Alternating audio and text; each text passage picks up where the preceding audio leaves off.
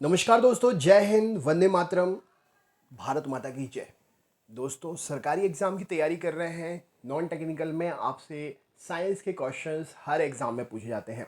इस वीडियो में हम आपके लिए प्रीवियस ईयर्स क्वेश्चंस लेकर आए हैं और 50 एमसीक्यू साइंस के हैं जो कि 2023 में होने वाले हर एग्ज़ाम के लिए इंपॉर्टेंट है। आप हमारे ये वीडियो देखिए और 50 क्वेश्चन सॉल्व करिए, चेक करिए कितने क्वेश्चंस के आप आंसर बता पाएंगे। मैं हर क्वेश्चन का आंसर क्वेश्चन के साथ ही बताऊंगा, लेकिन आपको भी अपनी तरफ से आंसर करना है कि कितने प्रश्न आप बना पाते हैं।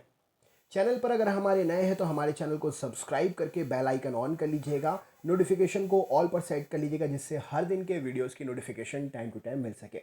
वीडियो को अपने ग्रुप में ज़रूर शेयर करें जिससे और भी नए दोस्त हमारे साथ जुड़े। और सब्सक्राइब करना तो बिल्कुल भी ना भूलिएगा, लाइक करके सब्सक्राइब ज़रूर करिएगा अगर आपको वीडियो अच्छा लगता है। चलिए हम शुरू करते हैं।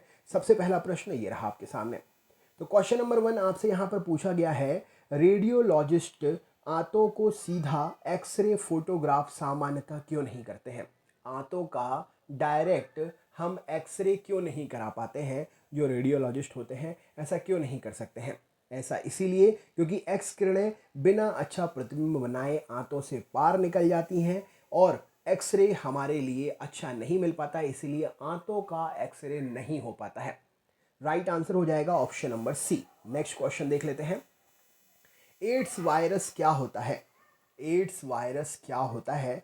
तो एड्स वायरस जो है एक सूची आरएनए है। ऑप्शन नंबर ए प्रश्न का सही उत्तर हो जाएगा। एड्स वायरस एक सूची आरएनए है। नेक्स्ट क्वेश्चन देख लेते हैं।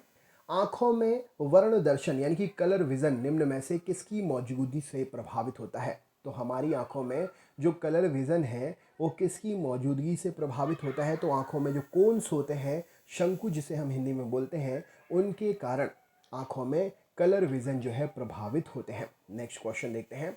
कठोर शारीरिक श्रम करने वाले श्रमिकों की हथेलियों तथा तलवों की त्वचा मोटी हो जाने का कारण क्या है।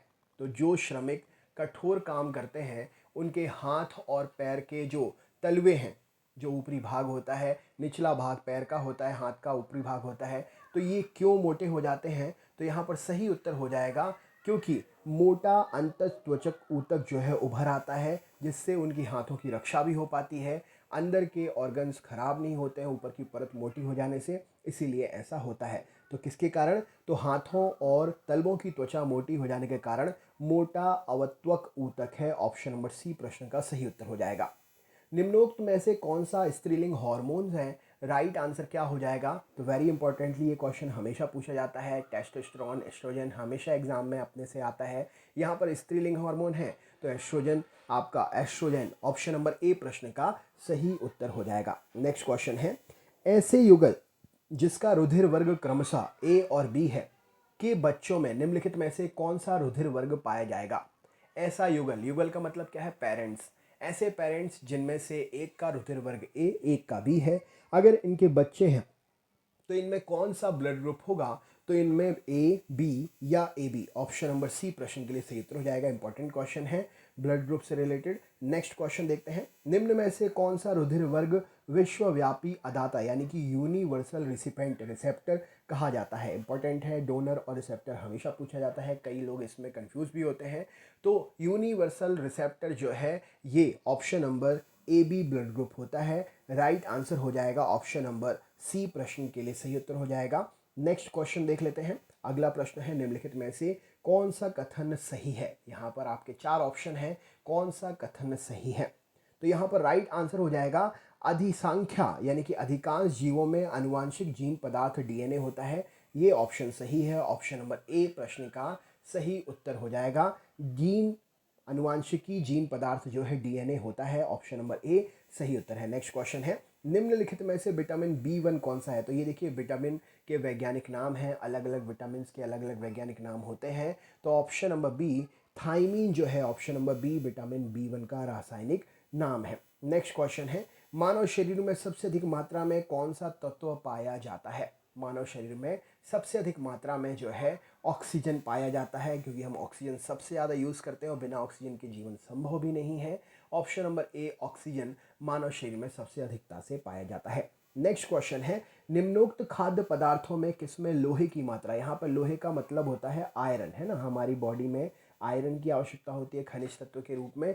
तो लोहे की मात्रा इनमें से किस पदार्थ में अधिक होती है? तो सेव जो होता है, आपने देखा होगा सेव को अगर आप काट कर छोड़ दें तो कुछ समय के बाद में उसकी ऊपरी परत जो है ब्राउन कलर की हो जाती है, उसमें आयरन की उपस्थिति उससे भी हमें पता चलती है। नेक्स्ट क्वेश्चन देख लेते हैं। किसी जैव यौगिक के किसके प्रयोग द्वारा अपघटन की प्रक्रिया को किण्वन कहते हैं? कोई भी जैव यौगिक है, किसके प्रयोग से उसका अपघटन होता है तो उसे हम फर्मेंटेशन कहेंगे। तो प्रकिण्व यानी कि एंजाइम्स जो होते हैं, एंजाइम के द्वारा उनका किण्वन फर्मेंटेशन कहलाता है, अपघटित होना। ऑप्शन नंबर बी यहाँ पर सही उत्तर हो जाएगा। एंजाइम्स, किसी जैव यौगिक के एंजाइम के प्रयोग द्वारा अपघटन होने की प्रक्रिया को किण्वन कहते हैं, फर्मेंटेशन कहते हैं। सेक्स हार्मोन का पता इनमें से किसने लगाया था? इंपॉर्टेंट क्वेश्चन है। सेक्स हार्मोन का पता जो है इनमें से ऑप्शन नंबर राइट आंसर हो जाएगा, ये लगाया था यूजीन स्टीनैक। ऑप्शन नंबर बी प्रश्न के लिए सही उत्तर हो जाएगा, यूजीन स्टीनैक। नेक्स्ट क्वेश्चन देख लेते हैं। मनुष्य की जीभ के किस क्षेत्र तक कड़वाहट की संवेदना सीमित रहती है? मतलब उससे आगे कड़वाहट नहीं, फिर चेंज हो जाता है स्वाद। तो मनुष्य की जीभ का जो पिछला भाग होता है, कड़वाहट की संवेदना वहाँ तक सीमित होती है। ऑप्शन नंबर डी प्रश्न का सही उत्तर हो जाएगा। नेक्स्ट क्वेश्चन है, मूल इकाइयों से मानव के अतिरिक्त भाग तैयार किए जा सकते हैं, इनमें से वह कौन सी इकाई है जिससे मानव के शरीर के अतिरिक्त भाग तैयार किए जा सकते हैं? तो जो स्टेम सेल होती हैं, स्टेम कोशिकाएं होती हैं, उससे मानव के अतिरिक्त अंग तैयार किए जा सकते हैं। नेक्स्ट क्वेश्चन देखते हैं। जड़ों के माध्यम से जल के अवशोषण की दर कैसे बढ़ाई जा सकती है? जड़ें जल का अवशोषण करती हैं, उसकी दर को आप कैसे बढ़ा सकते हैं?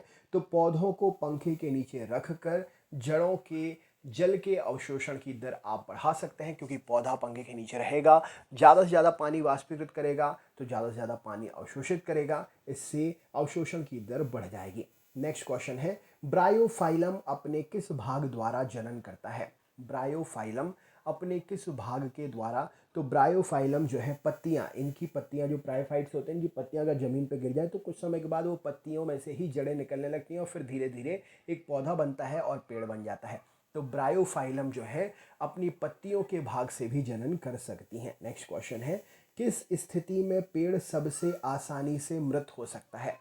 पेड़ भी मृत होते हैं, पेड़ों में भी जान होती है। पेड़ इनमें से आधी पत्तियों के झड़ने के दौरान, क्योंकि अगर पेड़ की पत्तियां झड़ जाएंगी, प्रकाश संश्लेषण की क्रिया प्रॉपर नहीं होगी, पेड़ अपना खाना नहीं बना पाएंगे, पोषक तत्व नहीं मिल पाएंगे, जिसके कारण उनकी मृत्यु हो सकती है। यहाँ पर सकती लिखा हुआ है, मतलब हो सकती है, पॉसिबल है, फुली पॉसिबल नहीं है लेकिन हो सकती है। अगला क्वेश्चन देख लेते हैं। पादपों में जल का परिवहन निम्नलिखित में से किसके माध्यम से होता है? पौधों में जल परिवहन के लिए अलग से ऊतक होता है। तो ज से जल, जा से जाइलम जो होता है जल ले जाने का काम करता है, और फ्लोएम जो है फूड, फ से फ्लोएम, फ से फूड ले जाने का काम करता है। नेक्स्ट क्वेश्चन देखते हैं। पादप का सामान्य जनन भाग कौन सा होता है? पादप का सामान्य, तो पौधों के पुष्प में ही हमेशा जो है क्रिया होती है, पुष्प से, बीज से जो है नया पौधा आता है। तो पादपों का सामान्य जनन भाग कौन सा होता है? पुष्प होता है। ऑप्शन नंबर डी प्रश्न का सही उत्तर है। पादपों में परिपक्व अंडाशय पैदा पादप के किस भाग में परिवर्तित हो जाते हैं? पादपों में परिपक्व अंडाशय पादप के किस भाग में परिवर्तित हो जाते हैं? तो परिपक्व अंडाशय पौधों में जो होते हैं ये फल में परिवर्तित हो जाते हैं। ऑप्शन नंबर डी सही उत्तर हो जाएगा। इंपॉर्टेंट क्वेश्चन है, देखिए दोस्तों, प्रीवियस ईयर्स क्वेश्चन टॉपिक आप समझ लीजिए कहाँ से एग्जाम में क्वेश्चन बन रहे हैं। हमारे दांत और अस्थियां आमतौर पर किसके बने होते हैं? दांत और हड्डियां आम तौर पर, यानी कि कौन सा इनमें कॉमनली प्रेजेंट रहता है? तो दांतों और हड्डियों में जो है try calcium phosphate. Option number ए प्रश्न का सही उत्तर हो जाएगा। दांत और अस्थियों में आमतौर पर ट्राई कैल्शियम फॉस्फेट उपस्थित रहता है। अगला क्वेश्चन है, निम्नलिखित में से कौन सौर ऊर्जा का सबसे बड़ा तय करता है? तय करता मतलब बतलाता है कि सौर ऊर्जा यूज हो रही है। तो यहाँ पर सही उत्तर हो जाएगा, सौर ऊर्जा का सबसे बड़ा तय करता जो है हरे पौधे होते हैं। सबसे ज़्यादा यही सौर ऊर्जा का उपयोग करते हैं खाना बनाने के लिए, इनके लिए सौर ऊर्जा आवश्यक होती है, सूरज की रोशनी आवश्यक होती है। ऑप्शन नंबर सी हरे पौधे सही उत्तर होगा। नेक्स्ट देख लेते हैं, जंतुओं में वह एंजाइम प्रणाली नहीं होती जिसके आधार पर वे किससे ऊर्जा प्राप्त कर सकते हैं? तो जंतुओं में वह एंजाइम प्रणाली नहीं होती है जिसके आधार पर वह पानी से ऊर्जा प्राप्त कर सकते हैं। इसीलिए पानी पीकर आप ज़्यादा दिन तक जीवित नहीं रह सकते। एक लिमिट टाइम के बाद में आपको आपके शरीर में अन्य पोषक तत्वों की आवश्यकता होती है, जो अगर ज़रूरत नहीं पूरी होने पर शरीर में उसके विलक्षण प्रतिभाव देखने को मिलते हैं। तो जंतुओं में ऐसी कोई भी एंजाइम प्रणाली नहीं होती है जिसके आधार पर वह सिर्फ पानी पीकर ही ऊर्जा प्राप्त कर सकें। नेक्स्ट क्वेश्चन देखते हैं, किस प्रकार के पौधों में तना कमजोर होता है और ये आसपास के ढांचे की सहायता से ऊपर उठता है। पौधों का तना कमजोर होता है, आसपास की ढांचों पर निर्भर होकर ये अपने आप को ऊपर ले जाता है। तो ये आरोही होते हैं। जो बेल होती हैं, बेल में तना जो है मजबूत नहीं होता है, सहारा लेकर ये आगे बढ़ती हैं। ऑप्शन नंबर बी प्रश्न का सही उत्तर है। नेक्स्ट है, निम्नलिखित में से पौधों में पानी के परिवहन से जुड़ा कौन है।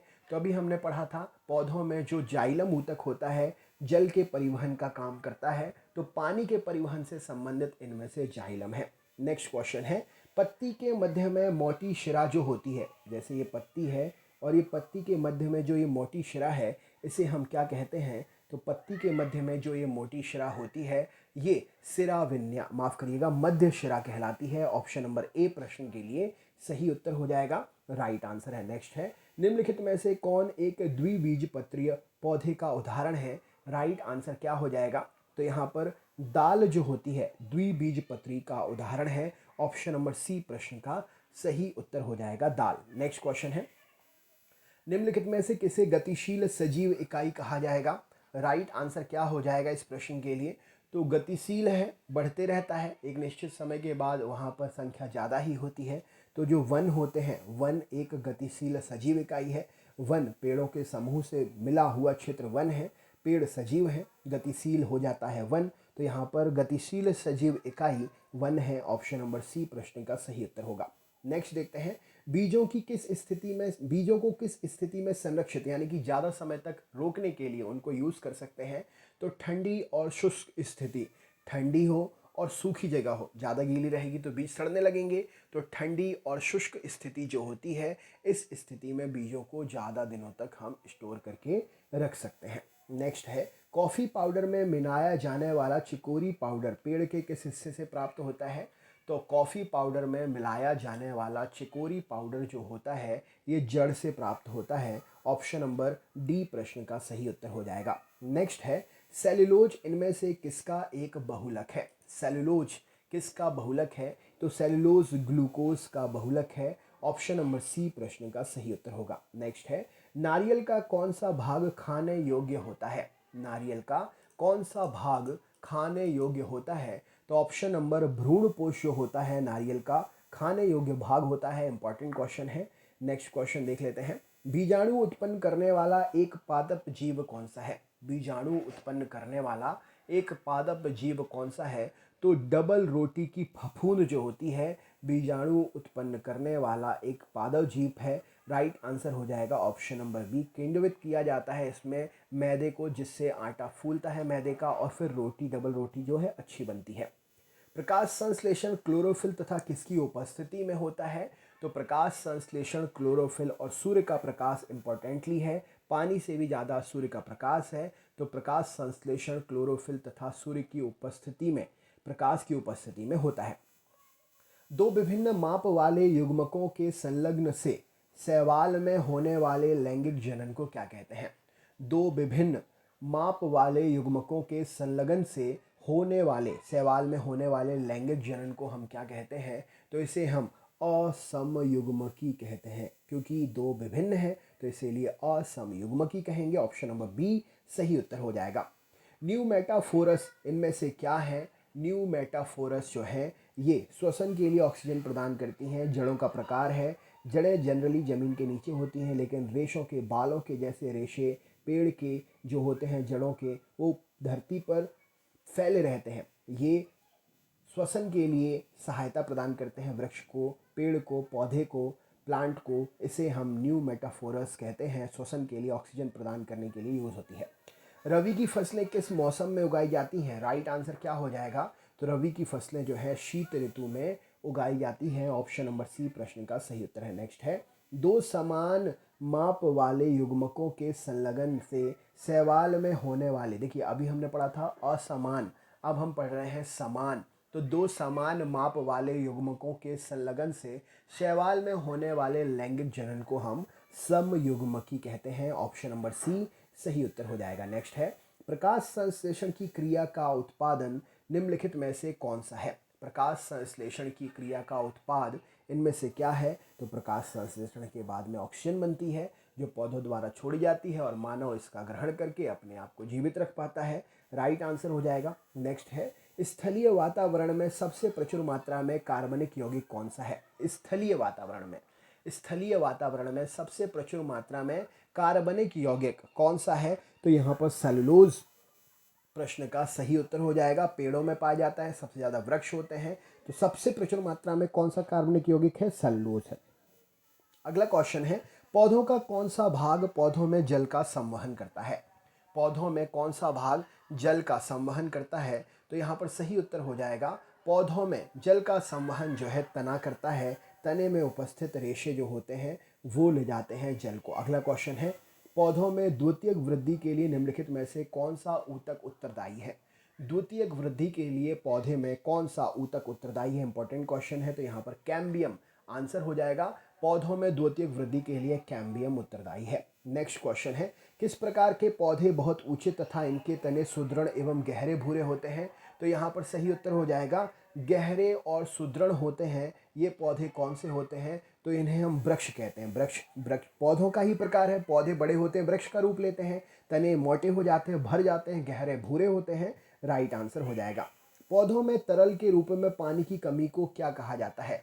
पौधों में तरल के रूप में पानी की कमी जो है ये चित्ती पड़ना। ऑप्शन नंबर सी प्रश्न का सही उत्तर हो जाएगा। चित्ती पड़ना हम इसे कहते हैं। राइट आंसर हो जाएगा। नेक्स्ट क्वेश्चन देख लेते हैं, निम्नलिखित में से कौन से प्रकार के पेड़ों को सूर्य प्रकाश प्रेमी पेड़ भी कहा जाता है? कौन से प्रकार के पेड़ों को सूर्य का प्रकाश प्रेमी पेड़ भी कहा जाता है? तो आतपोदभिद, ऑप्शन नंबर बी प्रश्न का सही उत्तर हो जाएगा।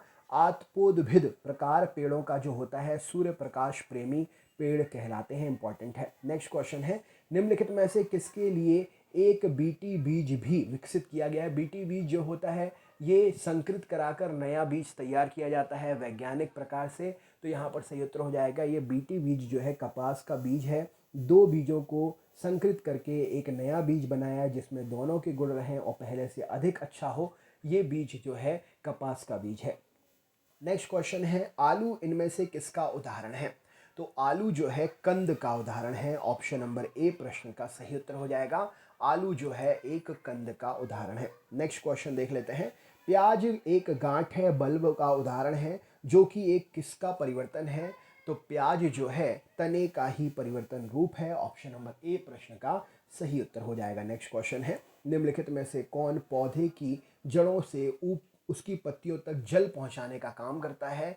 तो यहाँ पर पौधे की जड़ों से उसकी पत्तियों तक जल पहुंचाने का काम जाइलम तथा फ्लोएम दोनों ही मिलकर करते हैं। लेकिन यहाँ पर ऑप्शन नंबर पौधों की जड़ों से उसकी पत्तियों तक जल पहुंचाता है, तो यहाँ जाइलम आंसर होगा। ऑप्शन नंबर ए प्रश्न का सही उत्तर हो जाएगा। जाइलम जल पहुंचाता है, सिर्फ जल की बात हुई है तो जाइलम ही यहाँ पर आंसर हो जाएगा। यहाँ पर आप सही कर लीजिएगा, ऑप्शन नंबर ए सही उत्तर हो जाएगा। नेक्स्ट क्वेश्चन है, पौधों का कौन सा भाग केसर प्राप्त होता है? यानी कि केसर पौधे के किस भाग से प्राप्त होता है? तो केसर जो है ये रंध्र स्टिग्मा से प्राप्त होता है। ऑप्शन नंबर डी प्रश्न का सही उत्तर हो जाएगा। लाल सड़ांध रेड रोट बीमारी इनमें से किस पौधे से संबंधित बीमारी है?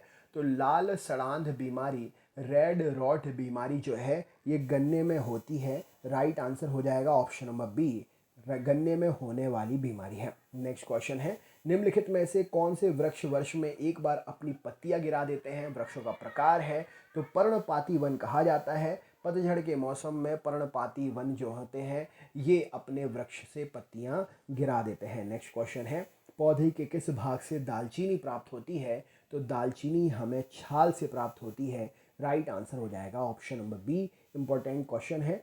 तो दोस्तों ये था आपका GK GS question test set paper. Video कैसा लगा कमेंट करके ज़रूर बताइएगा। अच्छा लगा हो तो लाइक ज़रूर करिए, अपने ग्रुप्स में शेयर करिए और हमारे चैनल से जुड़ने के लिए सब्सक्राइब करके नोटिफिकेशन को ऑल पर सेट कर दीजिएगा, जिससे बाकी वीडियोस भी आपके लिए टाइम टू टाइम नोटिफिकेशन से मिल सकें। तो चलिए मिलते हैं नेक्स्ट टॉपिक में, नेक्स्ट वीडियो में। जय हिंद, जय भारत, वंदे मातरम। बहुत बहुत धन्यवाद।